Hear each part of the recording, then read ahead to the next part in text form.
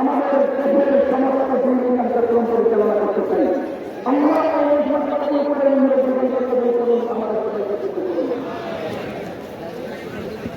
এ পর্যায়ে শতকরা 95 ছাত্র ওলামায়ে-কেরাম থাকে সেই গ্রুপের বিপরীতে অন্য কোনো গ্রুপকে হক বলার কোনো সুযোগ কোনো মুসলমানদের কাছে নেই।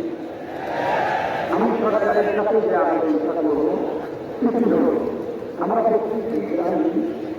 প্রত্যেকেই জানি যে প্রত্যেক বিষয়ে এক্সপার্ট যারা হয় তাদের কাছ থেকে রাষ্ট্র পরিচালিত হয়।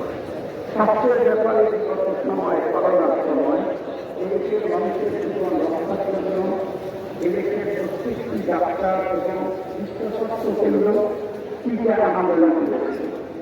বিগত সরকার এই টিকা আন্দোলন করতে $2 মিলিয়ন ব্যয় করেছে।